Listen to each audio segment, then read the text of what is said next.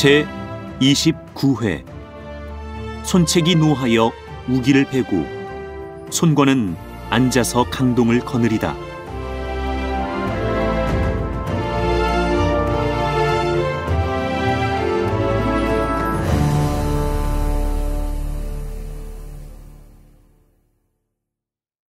손책은 강동의 패왕이 된 후로 정병대를 갖추고 양식도 넉넉히 저장했으며 건한 4년에는 유훈을 격파해 여강을 취했고 또 우번을 시켜 예장의 경문을 띄워 예장 태수 화음이 항복하게 했다.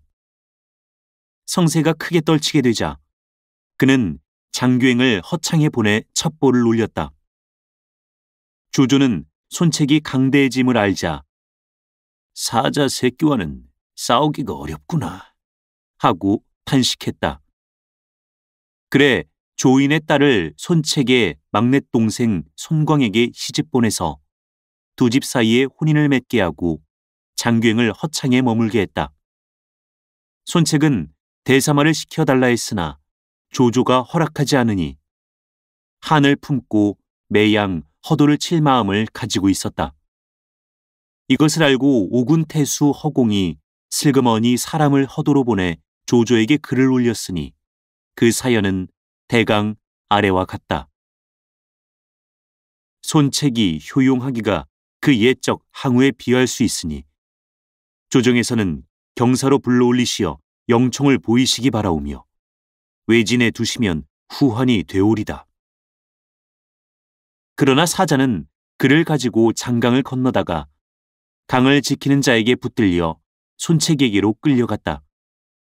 손책은 그 글을 보더니 천둥같이 노해 사자의 목을 벤 다음 의논할 일이 있다면서 사람을 보내 허공을 청했다. 허공이 오자 손책은 그 글호를 내보이며 네가 나를 사지로 보내려 했구나 하고 꾸짖고 무사에게 명해서 목매에 죽였다. 허공의 식구가 전부 도망쳤는데 그의 문객 3사람이 남아 허공의 원수 갚을 기회를 노렸다. 어느 날이었다. 손책이 군사를 거느리고 단도고을 서쪽 산에서 사냥하는데 큰 사슴 한 마리를 몰아놓고 혼자서 말을 달려 산 위로 쫓아 올라갔다. 올라가다가 문득 숲속에 사람 셋이 창을 들고 활을 메고 서 있는 것을 보고 말을 멈춰 세우고 물었다. 너희들은 웬 사람이냐? 한당 수하의 군사입니다. 여기서 사슴을 잡으려고 기다리고 있습니다. 그들이 이렇게 말하므로 손책이 고삐를 낚아채서 지나치려는데 그중 한 사람이 창을 꼬나잡고 손책의 왼쪽 널쩍 다리를 겨누고 콱 내찔렀다. 깜짝 놀란 손책이 급히 허리에 찬 칼을 빼서 내리찍으려는데 칼날이 빠져 땅에 떨어지며 칼자루만 손에 남았다. 그 틈에 또 한 사람이 쏜 화살이 손책의 뺨에 들어맞았다. 손책은 뺨에 꽂힌 화살을 획 빼어 자기 활에 먹여 활손자를 겨누고 도로 쐈다. 그자는 시위 소리와 함께 땅에 쓰러졌다. 남은 2사람은 창을 꼬나잡고 손책을 향해 냅다 찌르며 우리는 허공의 문객이다. 주인의 원수를 갚는 것이다. 하고 외쳤다. 손책은 몸에 병장기가 없었으므로 활을 틀어막으면서 달아났다. 그 둘은 죽기로 싸우며 떨어지려 하지 않았다. 손책은 몸에 서너 군데나 창을 맞았고 말도 또한 상처를 입었다. 한창 위급한 때 정보가 군사 4~5명을 데리고 달려왔다. 손책이 급히 외쳤다. 이놈들을 죽여라! 정보의 무리가 일제히 뛰어올라와서 허공의 문객들을 난도질해 죽였다. 손책을 보니 얼굴은 피투성이요 상처는 심히 중하므로 정보는 곧 전포자락을 칼로 베어 상처를 싸매고 오군의 구호에서 병치료를 받게 했다. 후 3사람이 허씨의 세문객을 칭찬해서 지은 시가 있다. 손랑의 지혜와 용기는 장강 지역 으뜸이나 산중에서 사냥하다 곤경을 치렀다. 허씨 집 세문객 의리 위해 죽었으니 목숨 바친 예양도 신기할 것 바이 없다. 상처를 입고 돌아온 손책이 화타를 청했으나 화타는 중원에 가서 없고 그의 제자들만 옷땅에 남아 있었다. 그래서 그 제자한테서 치료를 받았는데 그의 말이 살촉의 독약을 발랐으므로 그 독이 뼈에 침범해 들어갔으니 어떤 일이 있더라도 100일 동안 정양해야만 하시겠습니다. 만약 노여움을 내셔서 그 기간 충격을 받으면 위험하십니다. 라고 했다. 남달리 성급한 손책은 그날로 낫지 못하는 것을 한스러워하며 20여일을 겨우 지내오던 어느 날 장경의 사자가 허창에서 돌아왔다는 말을 듣고 불러들여 물었다. 조조는 주공을 심히 두려워하며 그 마카의 사람들도 다들 주공에게 경복하고 있습니다만 단 한 사람, 곽가마는 주공을 그렇게 안 봅디다. 사자가 이렇게 말하자 손책이 또 물었다. 곽가가 뭐라 하더냐? 사자는 감히 대답을 못했다. 손책이 노하여 굳이 말하라는 바람에 사자는 하는 수 없이 고지곧대로 말했다. 일찍이 곽가가 조조한테 말하기를 주공은 두려울 것이 없다. 경솔하고 생각을 깊이 못하며 성민은 급한 데다 꾀가 없다. 그저 한낱 필부의 용맹이라 후일에 반드시 소인의 손에 걸려 죽는다 했답니다. 손책은 그 말을 듣더니 노발대발하여 필부가 나를 놓고 감히 그런 소리를 해. 내 맹세코 허창을 손에 넣고야 말 테다. 하고 상처 낫기를 기다리지 않고 곧 출병할 것을 의논하려 들었다. 장소가 나서서 간했다. 의원은 주공께 100일 동안 정양해야 한다고 신신당부하던데 어찌하여 주공은 한때 분을 못 참고 만금 같은 몸을 이처럼 가볍게 구십니까? 이런 말을 할 때 원소의 사자 진진이 왔다고 고한다. 손책이 불러들여 물으니 진진은 원소가 동우와 언약을 맺어서 동우로 하여금 외응을 삼고 함께 조조를 치려한다는 말을 갖춰 고했다. 손책은 크게 기뻐하고 그날로 여러 장수를 성루에 모으고 연석을 베풀어 진진을 접대했다. 한창 술을 마시고 있는데 장수들이 서로 수군거리더니 분분히 누 아래로 내려가기에 손책이 괴이하게 여겨 그 까닭을 물었다. 좌우가 있다가 우 신선께서 지금 이 누 아래를 지나가시기에 장수들이 참배하러 내려간 것입니다. 라고 하자 손책은 자리에서 일어나 난간을 의지해 내려다봤다. 한 도인이 몸에 학창의를 입고 손에 명아주 지팡이를 짚고 길 복판에 서 있는데 백성들이 향을 피워놓고 길에 엎드려 절을 하고 있었다. 손책은 노하여 분부를 내렸다. 웬 요인이냐? 빨리 잡아오너라. 저분의 성은 우요, 이름은 길인데 동방에 살며 이곳에 자주 오십니다. 널리 부적과 약물을 나눠주어 만병을 고쳐주는데 영험을 안 입은 이가 없습니다. 그리하여 당세에서는 모두 저분을 신선이라 부르는 터이니 경솔히 대하지는 마십시오. 좌우가 권했으나 손책은 더욱 노해 꾸짖었다. 냉큼 잡아오지 못할까? 듣지 않는 자는 베겠다. 좌우는 하는 수 없이 누 아래로 내려가서 우기를 옹이하고 누 위로 올라왔다. 손책이 꾸짖었다. 미친 도인놈이 왜 함부로 인심을 선혹하느냐? 빈도는 낭야궁의 도사입니다. 순제 때 산에 들어가 약을 캐어 고경의 샘물가에서 신설을 얻었습니다. 이 책 이름은 태평청룡도라 하는데 100여 권이 되며 모두가 사람의 병을 고치는 방술이 쓰여 있었습니다. 빈도는 이를 얻은 후로는 오직 하늘을 대신해서 덕을 베풀며 널리 만백성을 구하려 힘써온 터로 일찍이 사람들로부터 털끝만치도 취한 것이 없습니다. 인심을 선혹시키다니 그게 웬 말씀이십니까? 네가 털끝만 치도 사람들로부터 취하지 않았다면 네가 입은 옷이나 먹은 음식은 어디서 난 것이냐? 너는 황건적 장각의 무리라. 죽이지 않으면 후환이 될 것이다. 손책은 좌우를 꾸짖어 내어다 목을 베라 했다. 장소가 나서서 간했다.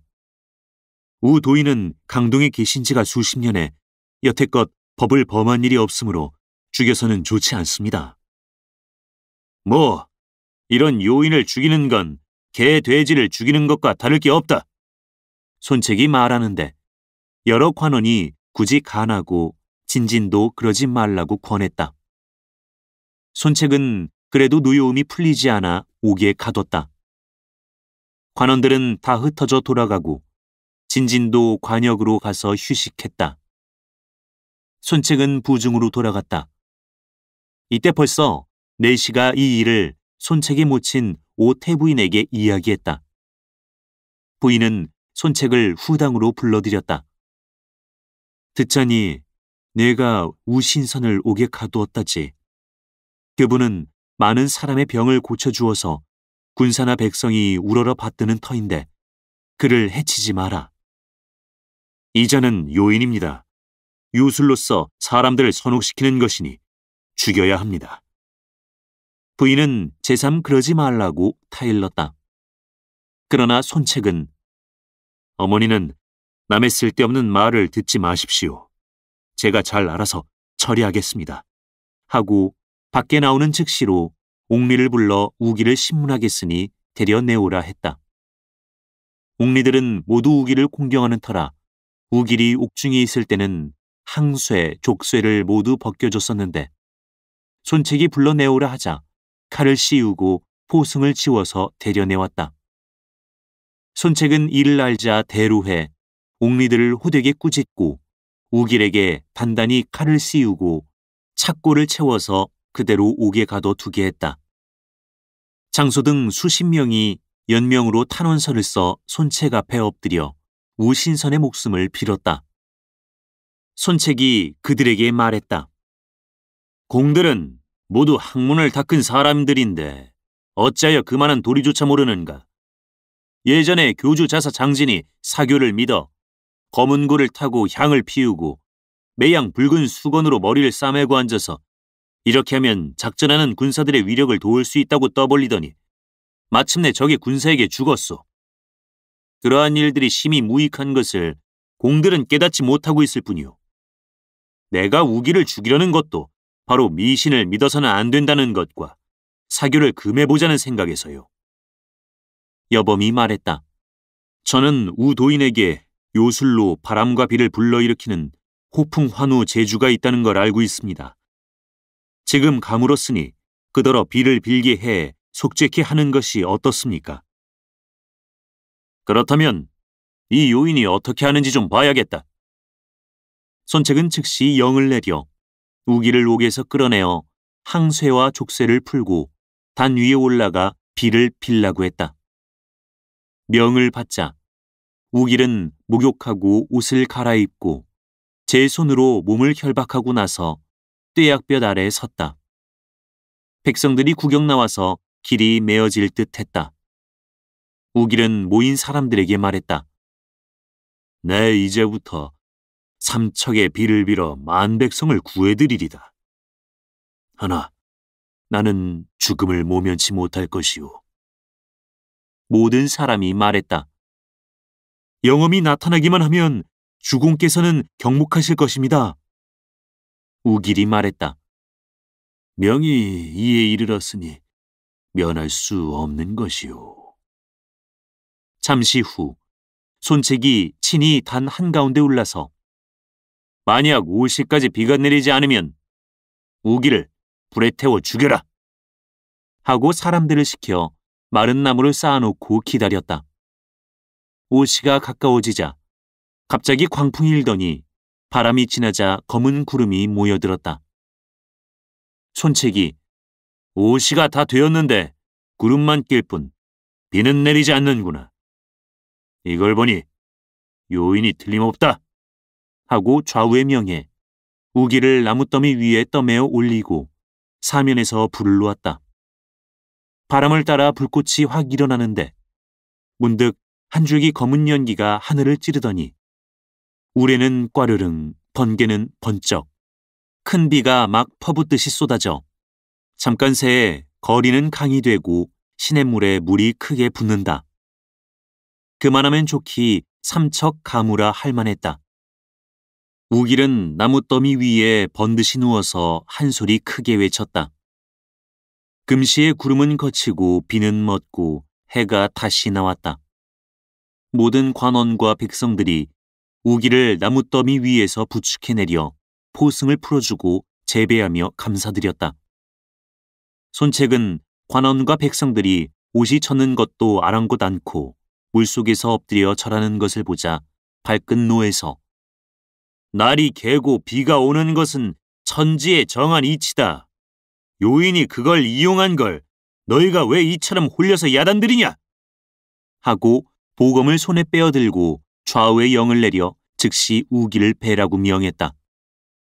모든 관원이 굳이 간했으나 손책이 더욱 노해 너희가 우기를 따라서 모반하려고 그러느냐? 라고 하는 바람에 입을 다물었다.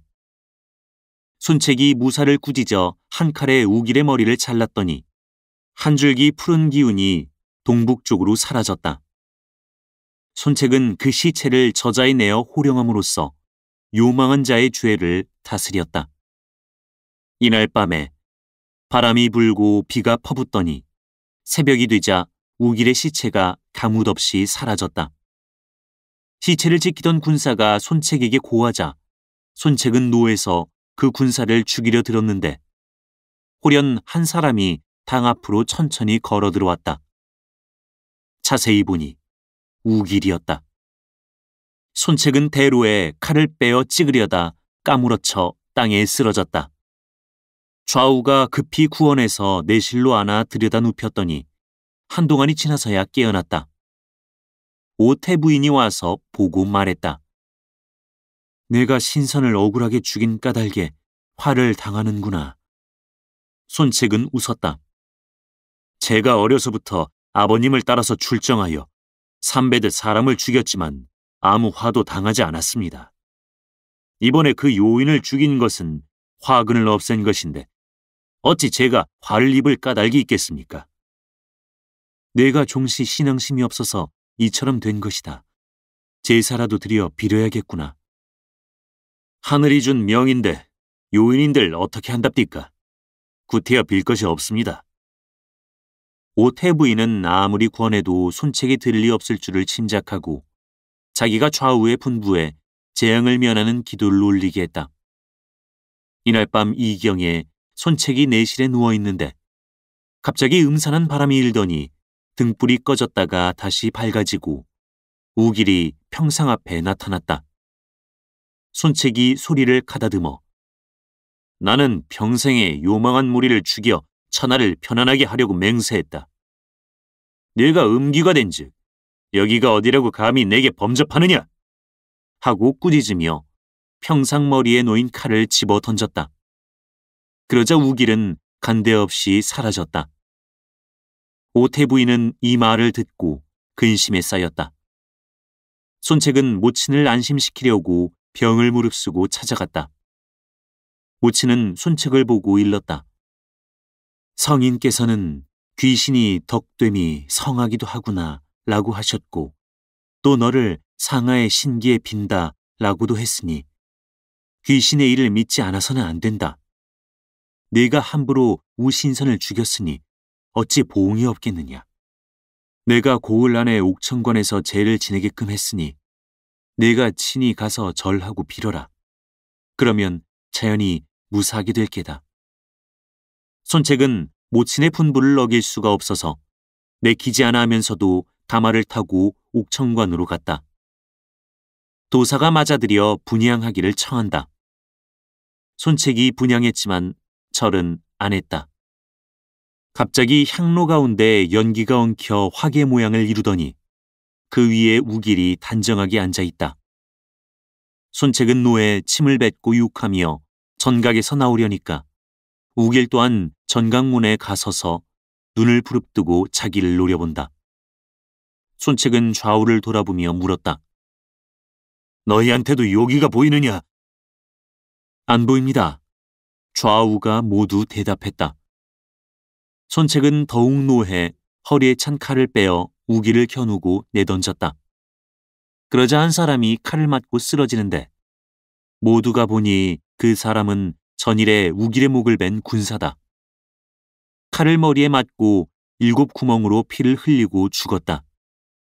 손책은 그를 메어내다가 장사를 지내주라고 분부한 다음 막 옥천관의 문을 나서는데 또 우길이 문을 들어온다. 손책은 이 옥천관도 또한 요기들의 소굴이었구나 하고 옥천관 앞에 앉아서 무사 500명에게 이곳을 헐라 명했다. 무사들이 지붕에 올라가 기왓장을 벗기려드니 우길이 지붕 위에 서서 기왓장을 들어 땅에 팽개친다. 손책은 대로해 옥천관 도사들을 내쫓고 전각을 불사르게 했다. 불길이 확 일자 우길이 또 화강 한가운데 서 있는 것이다. 손책은 노해 부중으로 돌아왔다.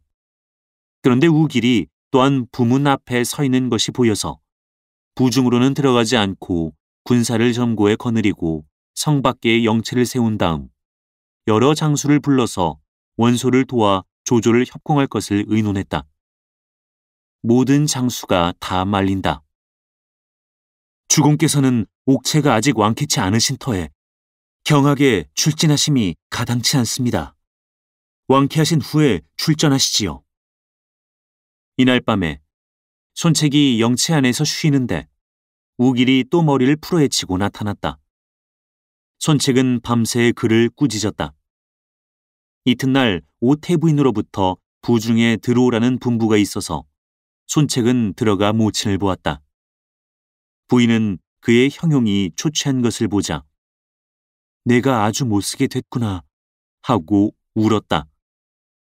거울을 가져오래서 들여다보던 손책은 과연 살이 쪽 빠진 자기의 얼굴을 보고 깜짝 놀라 좌우를 보고 내가 어찌하여 이처럼 여였단 말인가 하고 말하는데 미처 그 말이 떨어지기도 전에 문득 다시 보니 거울 속에 우길이 서 있다.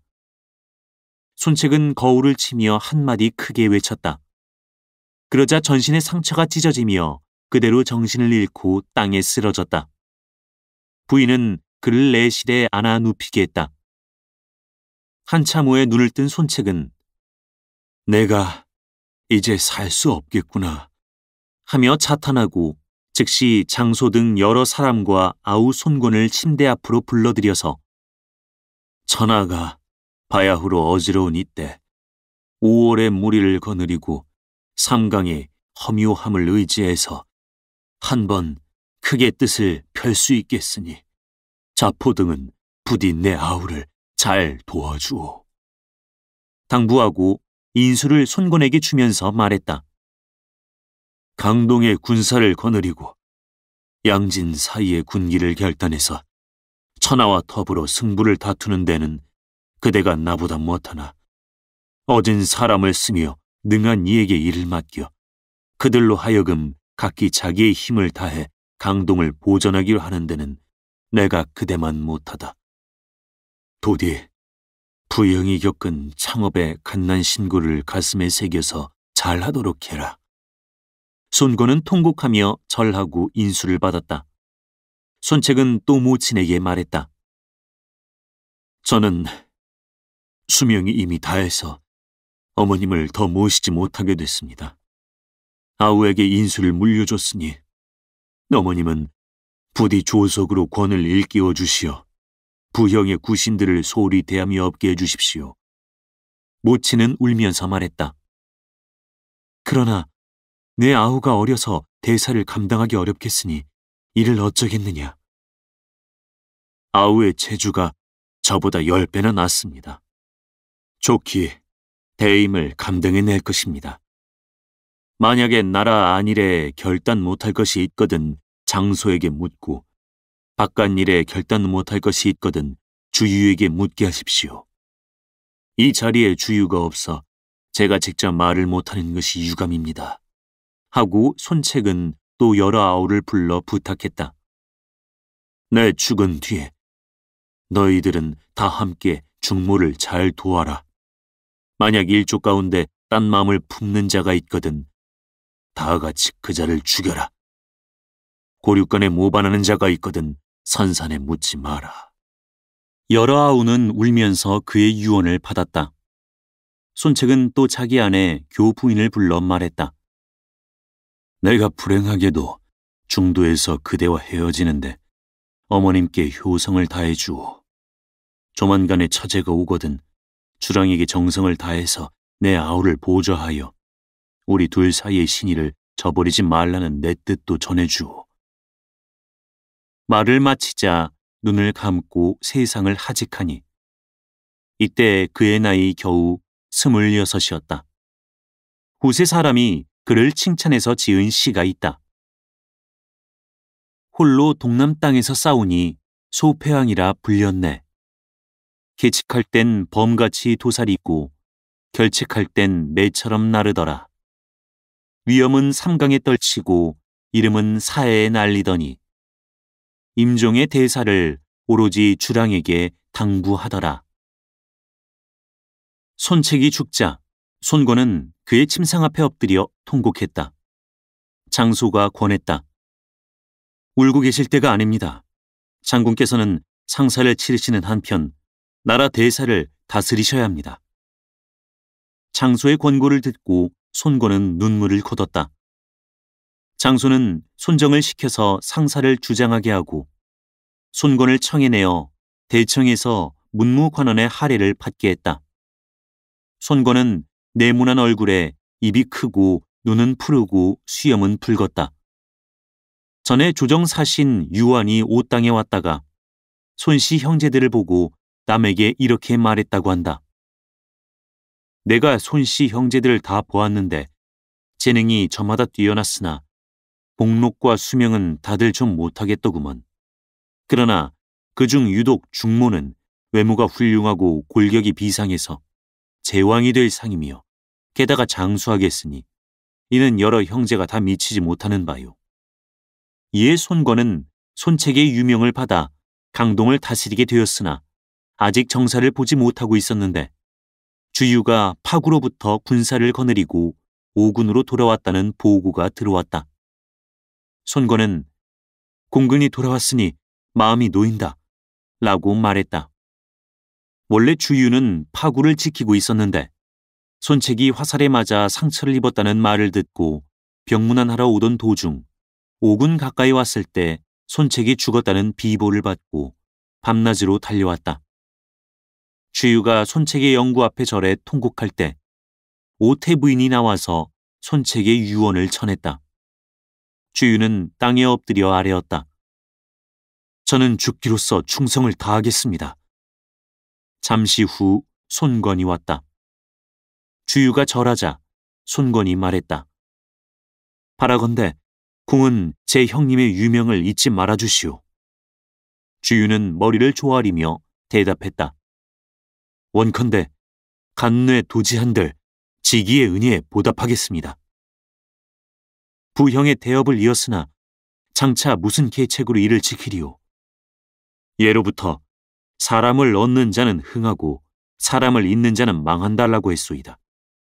지금은 고명하고 식견 있는 사람을 구하셔서 보좌를 받으셔야 하고 그런 후면 강동도 안정될 수 있을 것입니다. 형님께서는 나라 안 일은 자포에게 부탁하고 바깥 일은 전부 공근에게 의뢰하라 유언하셨소.